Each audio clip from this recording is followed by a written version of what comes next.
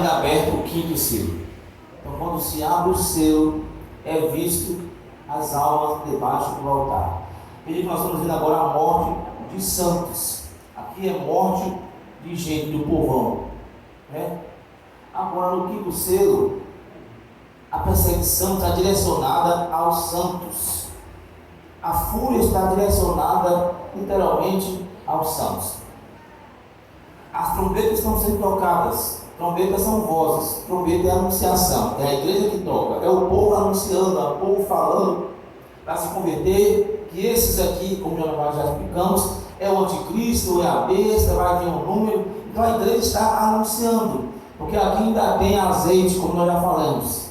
A partir daqui, o sacrifício contínuo é tirado, é proibido pregar, é proibido abrir igreja, é proibido aglomerar, é proibido juntar para orar, porque o sacrifício contínuo, que é isso aqui que nós estamos fazendo agora, que é orar, é nos reunirmos, é congregar, é visitar, o sacrifício contínuo foi tirado. E agora começa mesmo a grande perseguição, a grande tribulação. E o anjo vê, e João vê as almas debaixo do altar. Onde está esse altar? No céu não tem altar de morte. No céu não tem altar de bronze. No céu, quando você vai estudar Apocalipse, vai ver altar de incenso. Altar de incenso é altar de oração. Incenso é símbolo de oração. Porque ninguém pode dar a oração, tocar a oração, pegar a oração, mudar a oração, porque é espiritual. É falar diretamente com Deus.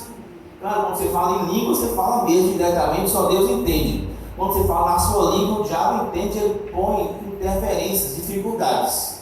O que aconteceu com Daniel? Ele orou 21 dias, mas Deus ouviu no primeiro dia. Você tem que orar 21 dias para Deus ouvir no último. No primeiro dia que você propõe fazer, Deus já ouviu. Já aconteceu, já realizou, já chegou a vitória. Mas a gente tem que crer que já recebeu sem ter recebido. Então, quando chegou a hora de receber a bênção, o anjo Gabriel disse: varão valoroso, Daniel, homem muito amado, amado no céu, a sua oração foi vista no primeiro dia, quando você propôs no coração buscar. Então, no céu tem somente altar de oração, altar de incenso, altar de fumaça, altar de gratidão, altar de pedidos, altar de clamor. É um altar diante de Deus. A sala do trono está arrumada com 24 anciãos, sentados em círculos, em meio círculo, né? Ao redor desses 24 anciãos, milhões e milhões, milhares e milhares de anjos.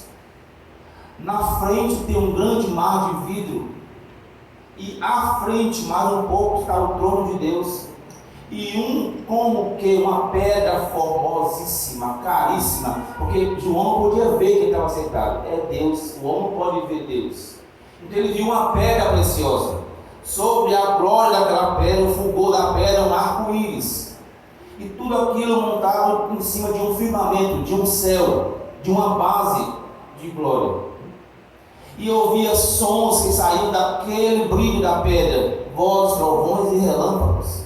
E saiu uma voz do meio do trono, porque o trono não tem lado direito nem lado esquerdo, porque Deus não está sentado nem na direita nem na esquerda. Jesus não está à direita e na esquerda no sentido de Deus. Como um homem, sim, porque ele pode ser localizado, mas como Deus não tem direita e não tem esquerda, ele está agora aqui e está lá também, porque o trono de Deus é móvel, como diz Ezequiel. Os anjos zigue-zagueavam, representando a carruagem de Deus, que é o trono de Deus, que é móvel, subia e descia, com muitas rodas formidáveis que levantavam e descia, e o Espírito de Deus, a vida de Deus estava nas rodas, porque levava e subia, tirava e descia o trono de Deus.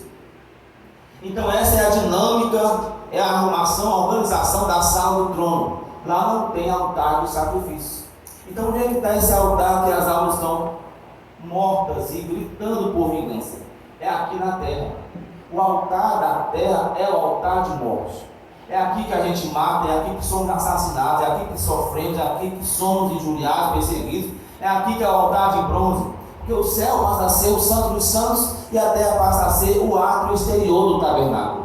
Porque o céu todo é o tabernáculo.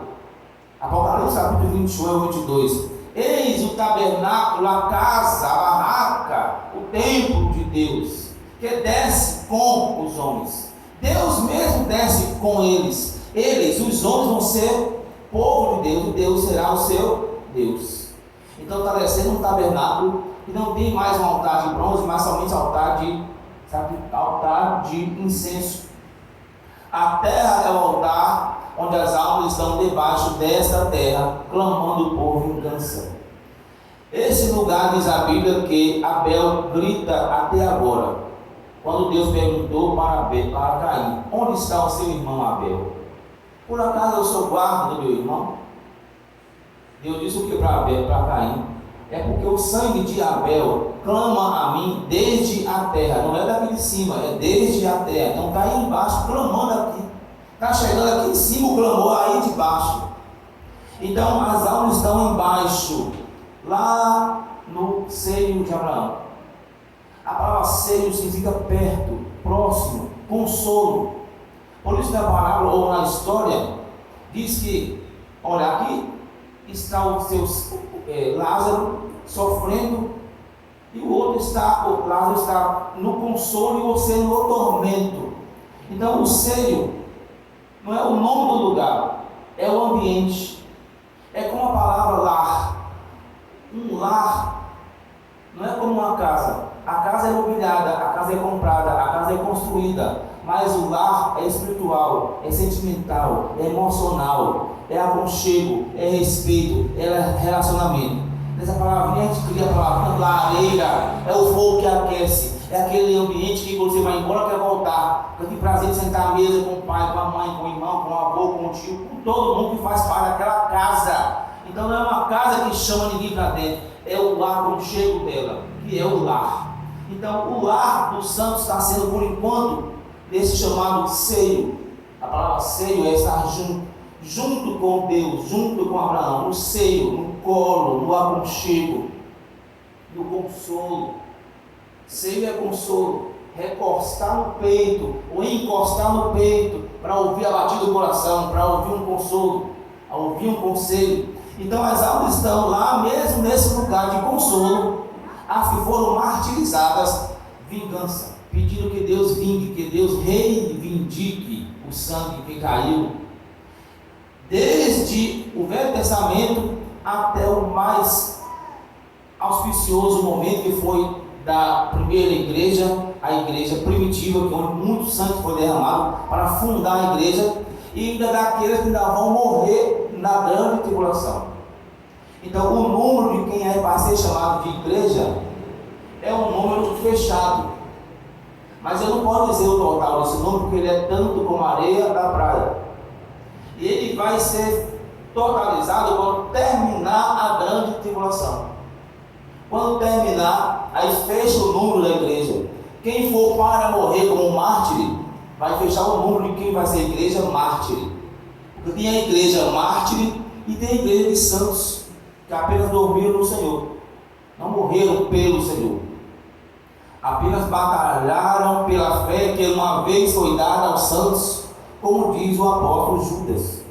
Uns batalham pela fé e outros morrem pela fé. Quem for morrer pela fé vai aguardar quem também vai morrer pela fé. Porque tem um grupo de mortos pela fé e tem um grupo que morre, que vive pela fé. E quando juntar os que morrem pela fé e os que vivem pela fé, fecha o número chamado igreja. O número da igreja é um número de 100 números de pessoas, que a gente diz que é para substituir até essa parte de milhões e milhões e milhares de demônios, de anjos que caíram, que perderam o seu domicílio, a sua casa, a sua residência, como diz o apóstolo Judas. Aí a gente deduz que a quantidade dos que vão subir para encher o céu é a quantidade dos que saíram de lá porque pecaram. Então, para preencher o vazio que ficou, vai ter que fechar o número aqui embaixo, que eu não sei quanto é. Se saiu de lá até essa parte, milhões e milhões, o lugar é muito grande para caber uma terça parte de milhões e milhões, um número que não tem como calcular. E aqui já tem muita gente debaixo da terra, o seio de Abraão, gritando, pedindo que Deus vingue, que Deus venha e resolva o problema. Mas o que acontece? O ancião de Deus diz o quê? Não, receba essas vestes brancas. A veste branca é símbolo da pureza. A veste de linho é símbolo de justiça. E eles estão agora, mesmo purificados, mesmo vestidos de vestes brancas, justificados, mas ainda querem a vingança. Ainda que a gente fala que quem morre vai para o céu, que é essa nossa linguagem de crente. Eu vou morrer, eu vou para o céu, eu vou para o céu. Tudo bem, mas na verdade o céu que a gente diz que vai, a gente pensa céu como sendo em cima. Mas esse céu é aqui no seio de Abraão. Porque até Deus quer que a gente more na terra. Porque Ele vai descer para ficar na terra. Porque a terra e o céu serão a mesma coisa. Quando a nova Jerusalém descer e fizer uma com a terra, diz a Bíblia que Ele vai tirar dos olhos toda lágrima. Qualquer motivo de choro vai ser arrancado. Chorar por dor de cabeça, chorar por traição, chorar por engano, chorar por falsidade, chorar por saudade. Não importa o motivo do choro, toda lágrima será limpa, será extirpada do olho. Porque dessa nova Jerusalém que vai descer e fazer-se uma com a terra, para fazer uma coisa só, onde Deus mesmo vai morar. O céu vai descer, não ficar na terra. Porque Deus vem morar com a gente aqui. Porque a promessa, a terra para sempre permanece. Nunca vai acabar a terra. Geração vai, geração vem, e a terra para sempre permanece. A primeira terra era a terra dos anjos, mineral, só ouro, acarpetando o chão. O Lúcifer tinha uma estrada que andava como com um tapete, só para ele passar. Depois que caiu, foi afundada. Aí vem agora Gênesis 1:9 e diz: apareça a porção seca, e a porção seca aparece. E Deus recria a humanidade com duas pessoas, Adão e Eva. E essa nova humanidade sucumbe de novo no dilúvio, e essa terra vai sucumbindo de novo nas águas. E depois de um ano de água e chuva, e água e noite de dilúvio, Deus traz de volta a terra, e agora está entesourada para fogo. Tudo que a gente faz aqui, que constrói, que amplia, que prospera, está entesourado, esperando fogo. E quando o fogo vier da destruição, para cumprir Salmo 46, venham ver que desolação Deus tem feito na terra. Ele faz cessar a guerra, ó, a guerra do fim. Quebra o arco, corta a lança, queima os carros no fogo. Então, quando acabar tudo isso, aí ele vai fazer dessa destruição, desse caos, vai trazer uma nova terra. Ele diz: aquele que está sentado no trono diz: eis que faço novas todas as coisas. E essa palavrinha nova lá no hebraico, no grego, lá do Apocalipse, é um novo de nunca ter ninguém tocado. Não é de um novo de reformulado, que foi reinaugurado, pintou de novo para melhorar.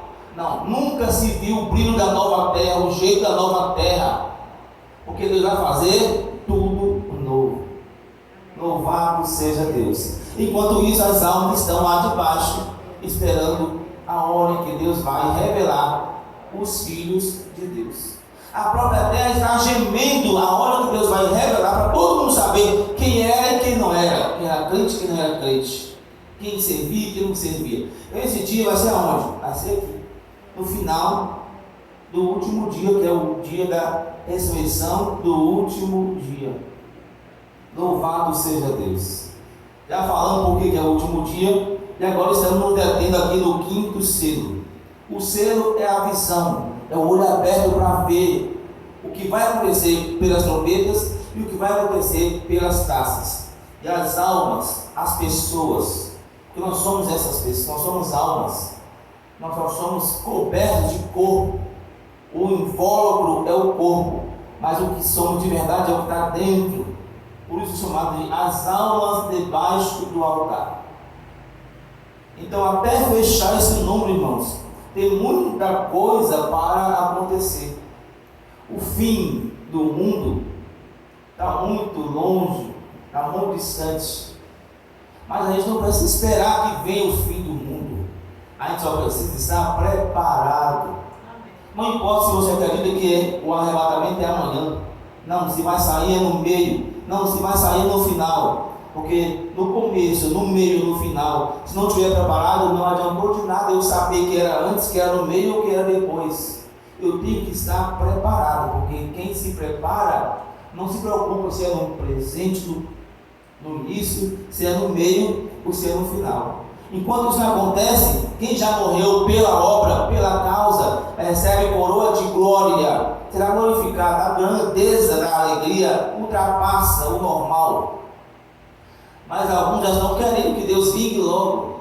Mas não é uma vingança de pecado como a ira aqui na terra.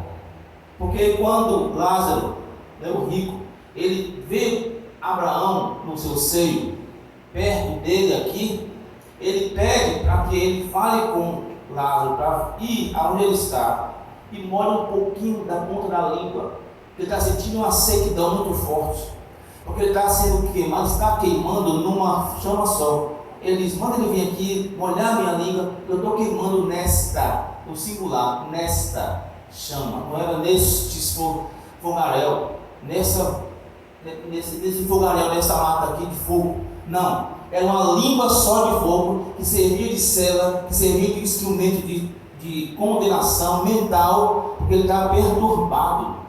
Quando o pai Abraão, aqui representando Deus, disse: mas não tem como ninguém ir aí, porque ninguém daqui vai para aí, e nenhum daí vai para lá. Quem está aqui no seio não passa para o inferno, e nem quem está no inferno vai para lá, para cima, volta de novo para a terra para pregar para quem está vivo. Então aí já terminou a sentença. Então, por enquanto, esses santos estão aguardando a hora em que Deus vai revelar os verdadeiros filhos de Deus. Talvez seja uma coisa nova para os irmãos falar que quem morre vai para baixo e não para cima, vai para o céu, porque a gente é ensinado que a gente vai para o céu. É claro que é um céu, o paraíso é o céu, mas é um termo que é debaixo do altar que os mortos ficam. E se no céu não tem altar de ninguém morto lá em cima, não tem ninguém morto, mas sim no paraíso, que é o seio de Abraão. A Bíblia diz que Jesus, quando ele desceu ao inferno, ele pregou 3 dias para os espíritos em prisão. Mas para as almas, não chamam de espíritos de prisão, está dizendo que elas são almas que estão pedindo vingança. Mas para quem está preso, chama de espíritos em prisão. Por quê? Porque eles estão presos, cada um numa língua de fogo, em prisões eternas dentro do inferno. E Jesus desceu, ele foi ao inferno, é como que ele tinha autoridade, autonomia para ir e voltar a hora que ele quisesse. Foi o contrário do Lázaro, ele foi levado e o rico foi sepultado. São palavras diferentes para o mesmo acontecimento. O Lázaro foi levado, alguém pegou na mão e levou. O rico foi sepultado, ou seja, não teve o mesmo privilégio de ser escoltado para descer ao